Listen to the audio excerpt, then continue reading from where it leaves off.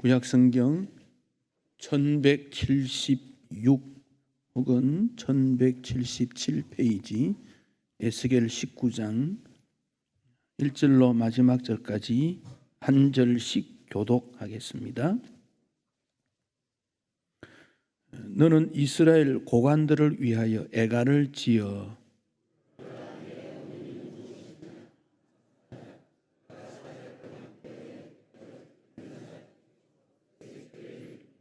그 새끼 하나를 키우매 젊은 사자가 되어 먹이 물어뜯기를 배워 사람을 삼키니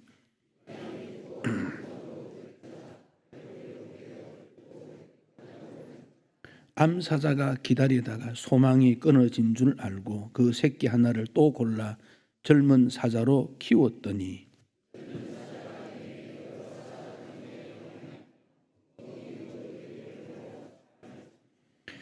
그의 궁궐들을 헐고 성읍들을 부수니 그 우는 소리로 말미암아 땅과 그 안에 가득한 것이 황폐한지라.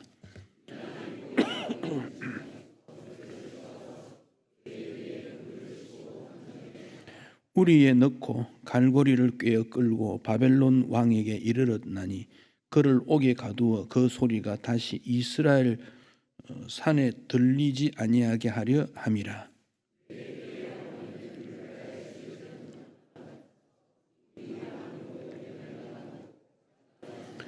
그 가지들은 강하여 권세 잡은 자의 규가 될 만한데 그 하나의 키가 굵은 가지 가운데 높았으며 많은 가지 가운데 뛰어나 보이다가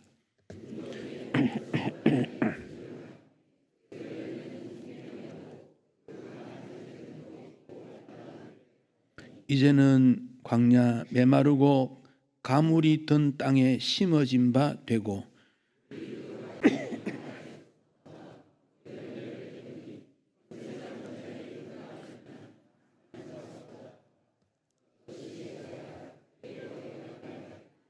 아멘. 음악이나 미술이나 연극이나 이런 모든 작품들은 그 정신이 들어가 있는 거지요. 프랑스의 그 자연주의 화가라 뭐 그리 말하지요. 밀레, 장 프랑수와 밀레, 이삭 줍기, 씨 뿌리는 사람, 만종 이런 그림을 많이 그렸는데 19세기 초반이지요. 1830년부터 60년 그 어간에 그 프랑스의 바르비종이라고 하는 마을에 화가가 많이 있었다 그래요. 한 80여 명이 있었다 그래요. 그들을 바르비종파 뭐 그렇게도 말합니다. 자연을 대상으로 그림을 그리는 루소, 밀레 그런 사람들입니다. 그 중에 그 밀레 중에 그 만종이라고 하는 작품이 있지요. 만자는 늦다. 그러니까 다른 말로 하면 저녁종이죠. 저녁종. 농부 부부가 멀리서 교회 종소리를 들으면서 두 손을 모아 기도하는 아주 평화로운 그런 그림이지요. 근데 그 그림에는 슬픈 내용이 담겨져 있습니다. 그들이 멀리서 종소리가 들려오는데 기도하는 발밑에 이 바구니가 하나 있습니다. 이제 감자나 혹은 밭일하는 도구가 담겨 있는 그림이라 그러는데 원 그림은 그 바구니가 자기 아이의 시체였다 그래요. 그 19세기 초에 유럽에는 흉년이 들었어요. 그래서 그때 미국으로 또 캐나다로 사람들이 많이 이민 갔어요. 그때 사람들이 많이 갔어요. 우리 같으면 보릿고개 뭐 그런 거예요. 그런데 이 아이가 먹을 것이 없어서 죽어가는 거예요. 그래서 묻으려고 그 바구니에 담아서 가는 거지요. 근데 친구가 이제 그 그림을 보고 야 이거 너무 슬프다. 그래서 그거를 이제 감자로 이렇게 바꾸는 거예요. 루브르 미술관, 프랑스의 루브르 미술관에서 자외선 투사 작업을 했더니 거기 처음 그림은 어린아이의 관이었다 그래요. 그걸 이제 뒤에 덧칠을 해서 감자로 바꾼 것이지요. 인간이 겪는 슬픔을 표현한 것이지요. 슬픈 노래를 애가라 그러죠. 애가. 오늘 우리 19장이 애가인데 14절 보면 애가다 슬픈 노래. 그런데 이 슬픈 그림은 뭐라고 합니까? 저는 생각이 안 나고 찾아보니까 그런 말이 없어서 슬픈 그림을 좋아 안 하는 것 같아. 애화? 그런 게 없어요 보니까. 슬픈 그림. 그런데 우리 작품에는 기쁨도 있고 슬픔도 있겠지요. 인간 역사가 그러니까. 왜 그런가? 오늘 시대를 이 in between time 사이의 시대 혹은 경계의 시대 이런 말을 한다 그래요. 한 시대가 무너지고 한 시대가 등장될 때 그 갈등이 굉장히 많이 일어나는 거지요. 그러니까 젊은이들의 미래가 좀 불안하다. 나이 드신 분도 마찬가지지요.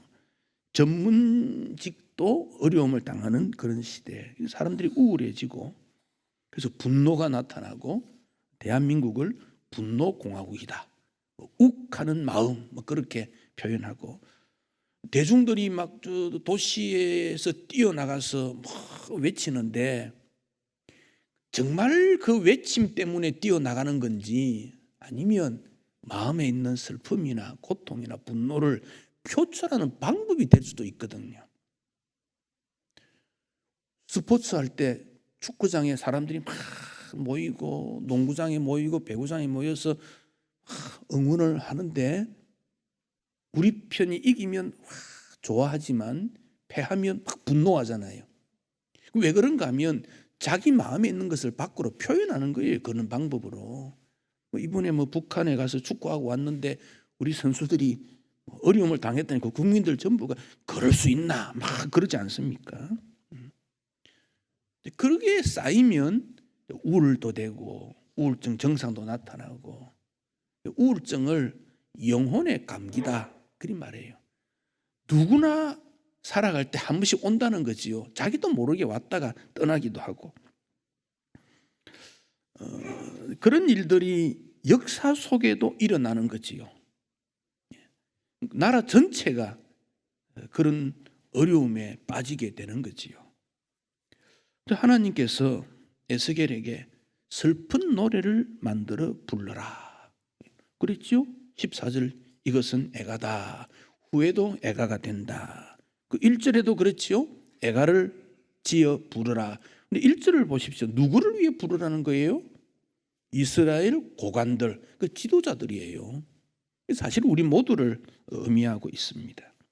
근데 그 내용을 보았더니 2절에서부터 9절까지는 사자가 나왔어요. 사자 새끼, 사자, 암사자, 수사자, 사자가 나오고 10절부터 13절까지는 포도나무 그랬어요. 포도나무. 그 두 가지를 노래 가사물 속에 들어가서 부른다 그런 거지요.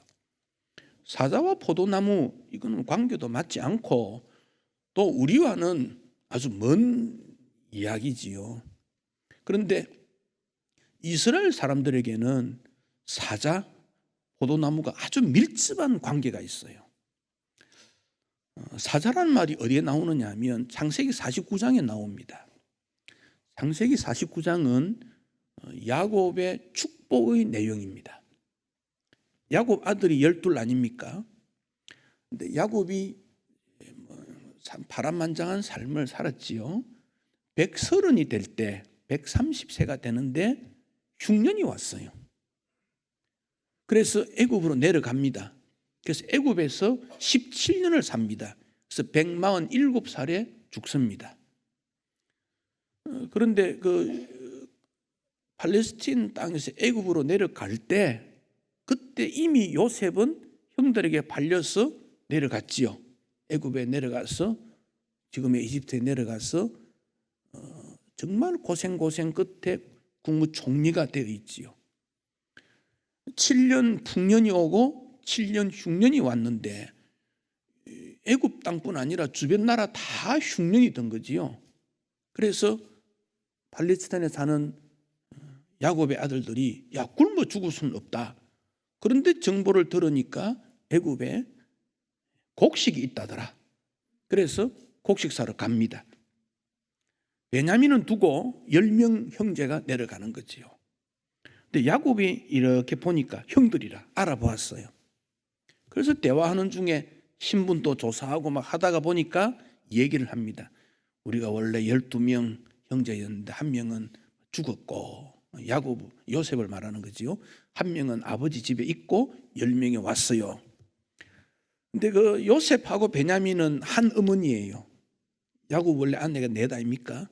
그 중에 그 요셉과 그 베냐민은 한 형제 어머니 밑에니까 굉장히 사랑하는 관계였고, 또 제일 막내니까 요셉은 동생 보고 싶은 거예요. 그래서 그래 너희들 말 거짓말이지, 형들이 아니다고 막 그렇다. 그러면 다음에 올 때는 그 막내 동생 베냐민 그 누군지 데리고 와야 곡식 줄 거야. 그렇지 않으면 감옥에 가둘 거야. 그런 거지요. 그런지 곡식을 사가 갔는데, 곡식이라는 게 일정 기간 먹고 나면 없어지잖아요. 곡식도 다 떨어진 거지요. 그래서 아들들이 다시 곡식을 사러 가야 되겠다 하는데 요셉이 뭐라고 했습니까? 막내 동생 데려와야 된다 그러지요. 그래서 아버지에게 막내 동생 데려가야 됩니다. 그랬더니 아버지가 안 된다는 거예요. 내가 요셉도 잃었는데 막내도 잃으면 어떻게 되겠느냐? 안 돼, 안 돼. 그러면 설득을 했겠지요. 대화가 안 되는 거지요. 야곱도 보통 고집이 아니거든요. 그러다가 유다가 나타납니다. 넷째 아들. 아버지, 곡식 사오지 않으면 우리가 다 굶어 죽습니다. 근데 막내 베냐민을 데려가야 되는데 그 베냐민에 대한 생명을 내가 담보하겠습니다. 그러는 거지요. 내가 책임을 지겠습니다. 아버지 꼭 허락해 주세요. 만약에 베냐민이 못 돌아오면 내 생명을 취해도 좋으니까 베냐민 보내주세요. 막 설득을 한 거지요. 그러니까 야곱이 어쩔 수 없이 그러면 데리고 가라 그런 거지요.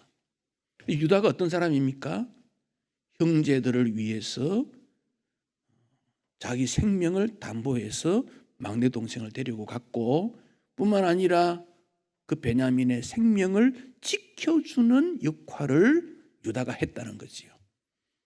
그래서 야곱이 147살에 아들들을 축복할 때 유다에게 축복을 하게 됩니다. 창세기 49장 9절 10절 보면 이렇습니다. 유다 너는 사자 새끼다. 사자다 그 말이죠. 움킨 것을 찢고 올라갔다. 수사자 같다, 암사자 같다. 누가 너를 범할 수 있느냐? 너는 사자다. 홀이 유다를 떠나지 않을 거다. 홀이라는 것은 그 왕이 잡고 있는 지팡이 있지요. 그 무슨 명령할 때 내리는 그 훌, 규라고도 하죠. 치리자의 지팡이가 너 발 사이에 떠나지 않는다. 언제까지냐? 실로가 오기까지 모든 백성이 복종할 것이다. 유다 너가 왕이다 그 말입니다. 유다를 왕으로 축복을 했습니다. 그래서 이스라엘 백성들은 사자 그러면 왕으로 인식을 하는 거예요. 그리고 다윗이 유다 지파입니다. 12지파가 이제 여호수아 때 가나안 땅에 들어가서 땅을 분할하지 않습니까? 그때 유다 땅이 제일 넓습니다. 사울 왕은 베냐민 지파인데 이건 좀 소수입니다만, 다윗은 유다 지파는 사람도 많고, 그리고 이스라엘이 남북으로 나누어지지 않습니까? 그 다윗, 솔로몬 쭉 이어질 때 유다의 모든 왕은 유다 지파 소속입니다. 왕이 있다. 그 축복을 받게 된 것이지요. 그 포도나무 마찬가지예요. 가지가 털 풍성해가지고 얼마나 풍성하느냐? 포도주 접에다가 옷을 씻을 만큼 많았다는 거죠. 어마어마하게 많다는 거죠. 풍성하다는 거죠. 그러니까 이스라엘 백성들에게 사자 그러면 왕권, 통치력. 왕이라는 것은 지배하는 것도 있지만 백성을 보호하는 기능이 더 강조됩니다. 대통령 그러면 통치자라는 말보다는 백성을 보호하는 개념이 더 강해야 됩니다. 그런 사자, 그리고 포도나무로 번영, 풍성, 번창, 행복, 형통, 이런 축복이 유다에게 있는 거예요. 그게 창세기 49장이에요. 그 이스라엘 백성들이 어땠습니까? 아브라함, 이삭, 야곱으로 내려오면서 12지파가 되고 애굽에 가서 200만 명이 되고 출애굽해서 광야 생활 지나서 가나안 땅에 정착을 하면서 나라가 형성된 거지요. 나라가 잘 되면서 우상 숭배가 나타나고 막 분열이 일어나지요. 그런데 에스겔 19장 여기 오면 애가 슬픈 노래를 불러라. 암사자와 포도나무로 비유되는 축복과 번영과 형통이 아니고 이제는 슬픈 노래를 부르는 거다. 그래서 거기 보면 암사자가 나오고 새끼가 나오고 나오는 것은 역사 속에서 그들의 왕들을 그렇게 비유로 설명하고 있는 겁니다. 유다 왕 중에서 제일 후대 18대 가면 요시야라는 왕이 나와요. 요시야.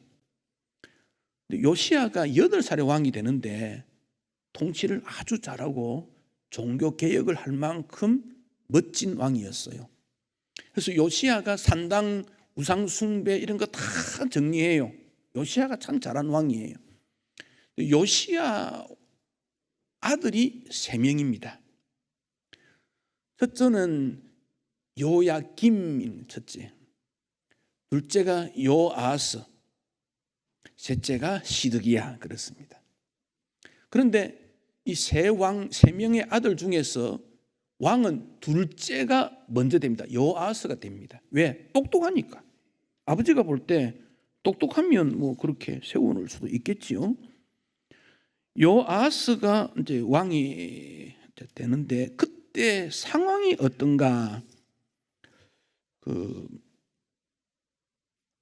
남쪽에 있는 이집트, 북쪽에 있는 바벨론 이런 패권 싸움이 있어. 어떤 때는 이집트가 와 이렇게 커지고, 어떤 때는 바벨론이 커지고. 그러니까 이스라엘은 눈치를 봐야 되는 거예요. 어떻게 이거 해야 될까 하다가 요야김이 이집트에게 붙어야 되겠다 그런 거예요. 남쪽. 거기에 뭐 조금도 주고 뭐 그래도 하고. 그랬더니 바벨론이 공격을 해가지고 이 요야김을 끌어가서 그만 죽여버렸습니다. 둘째가 먼저 죽습니다. 그러면 이제 그 다음에 왕이 있으면 첫째 요야김이 그 다음에 왕이 됩니다. 그러니까 둘째가 똑똑했으니까 먼저 왕이 되었어요. 형제니까. 그러면 이제 이 사람이 끌려갔으니까 그 다음에 첫째 요야김이 왕이 되면 이 좀 똑똑하지는 못했지만 좀 그래도 성실하고 지혜로워야 되는데 똑같아요 이게. 사람이 참 지혜라는 게 참 중요합니다. 그래서 이렇게 뭐 보다가 어떻게 할까 뭐 이러가 뭐 또 양쪽 기울어서 갔다가 또 바벨론에서 또 끌려갑니다. 왕 둘 다 그러니까 어떻게 될까? 요야김 끌려가 버리고 그 다음에는 요야김 아들이 요야긴입니다. 이름이 비슷합니다. 요야긴인데 아들이 왕이 되는데 얘도 바벨론에 끌려갑니다. 끌려가 버리니까 사람이 없잖아요. 그래서 시드기야가 그다음 왕이 됩니다. 좀 복잡하지요. 뭐 그렇다 생각하시면 됩니다. 그래서 시드기야 때 이제 유다가 완전히 망하게 됩니다. 자, 여러분 사자와 같고 포도나와 같은 번영과 축복의 약속을 받은 이스라엘이 에스겔 시대에 오면 멸망한다고 말이에요. 포로로 잡혀가고 다 무너지고. 그러니까 슬픈 노래를 불러야 된다. 그런 뜻입니다. 슬픈 노래를 불러야 된다. 성경에 보면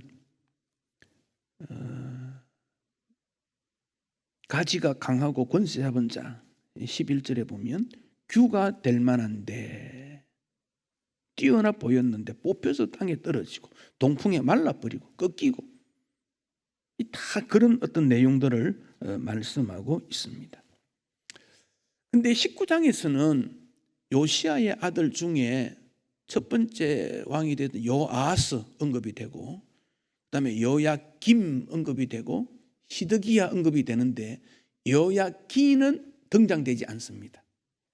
포로로 잡혀갔는데 사라져 버려요.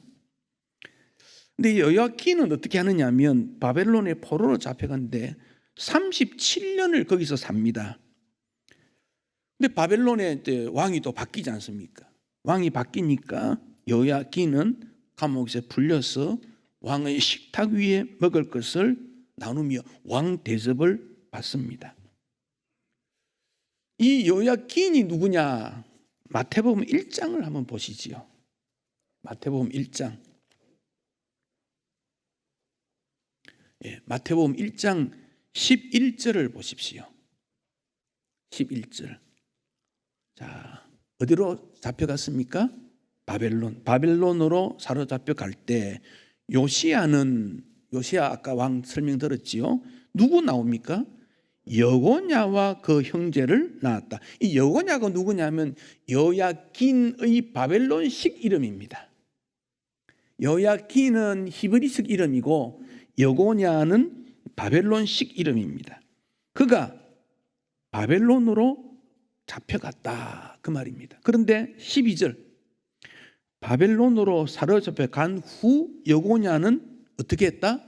스알디엘을 낳고 그다음에 스알디엘은 스룹바벨을 낳고 그렇게 쭉 해가지고 어떻게 되느냐 하면 17절에 가면 예수 그리스도가 태어났다 그랬습니다. 자, 여러분 이제 이 말씀의 정리를 좀 하면 이렇습니다. 하나님의 나라는 망한 것 같아요. 에스겔 때 슬픈 노래 불렀지요. 그런데 하나님께서는 창세기 49장에 축복했던 그 내용이 인간이 망하는 것을 뛰어넘어서 여전히 하나님께서는 일하고 있다. 그 점을 에스겔 19장이 우리에게 가르쳐 줍니다. 이게 놀라운 역사예요. 여호야긴 여고냐를 통해서 예수 그리스도. 그렇다면 창세기 49장에 나오는 사자는 누구냐 하면 예수님을 말하는 거예요. 포도나무는 누구냐? 예수님을 말하는 거예요. 인간 왕은 이 땅에서 무너집니다. 인간의 역사는, 타락과 범죄의 역사는. 그러나 하나님의 나라는 영원하다, 변화없다, 끝까지 하나님께서 나타나신다. 그 점을 말합니다. 요한계시록 5장 5절에 보면 장로 중 하나가 내게 말하되 울지 마라, 유다 지파의 사자 다윗의 뿌리가 이겼다. 다윗이 어디 나옵니까? 유다 자손 가문 중에 다윗이 나왔지요. 그리고 솔로몬, 그 다음 이스라엘 남북으로 나누어지고, 그래서 북이스라엘도 아수르에게 망하고 남유다가 망한 것 같은데 아니다. 우리 주님은 결코 망하는 나라가 아니다. 그러므로 오늘 우리는 하나님의 나라, 예수님이 십자가를 통해서 세우신 의의 평화의 영원한 나라를 주님께서 원하고 있고 우리는 그 나라 백성이라는 거예요. 그러니까 세상에 슬픈 일 많아도 여러분 슬퍼 안 해도 돼요. 세상에는 어차피 슬픈 세상이에요. 슬픈 나라예요. 고통의 나라예요. 아픔의 나라예요. 분노하는 나라예요. 무너지는 거예요. 그러나 하나님의 나라는 망하지 않는다. 더 왕성해진다. 영원하다. 그 점을 강조합니다. 예수님께서 산상수훈에서 애통하는 자는 복이 있나니 그들이 위로를 받을 것이라 그랬어요. 애통이 뭡니까? 슬퍼하는 거지요. 마음이 아파 슬퍼하는 거예요. 같은 내용의 누가복음 6장 21절에 지금 우는 자는 복이 있나니 너희가 웃을 것이다 그랬어요. 그 두 말씀을 비교해 보면 애통은 우는 것이지요. 마태복음의 위로라는 것은 누가복음에 웃는다 그렇게 나오는 거예요. 그러니까 이 땅에서 슬프고 마음 아파도 궁극적으로 웃을 수 있다는 건데, 이제 마태나 누가복음에 보면 그러면 이 애통하는 것을 학자들은 복이 있는 슬픔이다 그 말이에요. 복 있는, 위로를 받는, 웃을 수 있는 슬픔이다. 참 말 자체는 좀 모순인 것 같은데, 그러면 도대체 복이 있는 슬픔, 위로를 받는 슬픔이 뭔가 한 4가지로 정리를 했는데, 죽은 사람에 대한 슬픔이 있어요. 부모나 가족이나 친구가 사랑하는 그분이 먼저 죽으면 슬프지요. 그들의 위로는 뭘까요? 부활입니다. 부활. 그래서 부활신앙은 우리에게 슬픔을 거두고 소망을 준다. 그 이유가 거기 있습니다. 죽음에 대해서. 그래서 그리스도인은 죽음도 두려워하지 않습니다. 그걸 통해서 억지로 빨리 죽어버리겠다, 그건 좋은 사상이 아닙니다. 건강하게 살다가 주님의 일을 하다가 주의 부름 따라 가는 거지요. 두 번째는 죄에 대한 슬픔입니다. 내가 죄 안 지려고 했는데 또 죄를 지었네. 죄에 대한 회개의 슬픔은 하나님께서 십자가에 용서가 있습니다. 그러니까 예수님 십자가 지셨지, 죄에 대해서. 그래서 우리는 죄에 대한 아픔이 있지만 예수님 십자가를 바라보면서 용서받았구나. 용서 어떻게 받습니까? 예수님의 말씀과 성령의 은혜로 용서를 받는 거예요. 세 번째는 시대가 악한 거예요. 악이 횡행하다. 강력한 나라의 어떤 불량 통치자가 나타나서 사람들이 괴로운 거예요. 여기에 대한 위로는 불의로부터 해방되는 거예요. 우리나라가 일제의 압박 영원하지 않았습니다. 사람들이 생각할 때는 영원토록 속박되는 거 아닌가 생각했을지 모르지만 하나님께서 뜻하지 않게 깜짝 놀라는 해방의 기쁨을 주셨어요. 네 번째가 고난과 육체적인 고통이 있어요. 아프다. 아프다. 질병이 있는 거예요. 질병. 자고 나도 아프고, 그냥 앉아있어도 몸이 아프고, 조금만 활동하면 아프고, 육체적인 아픔이 있는데 여기에 대한 위로는 우리 주님의 치유입니다. 치유. 그래서 우리가 예수 그리스도를 믿는다는 것은 부활의 소망과 용서와 불의로부터 해방되는 어려운 삶과 치유의 위로가 우리에게 있다. 그래서 슬픔에서부터 벗어난다는 것입니다. 다윗은 시편에 보면 슬픔의 시를 많이 썼습니다.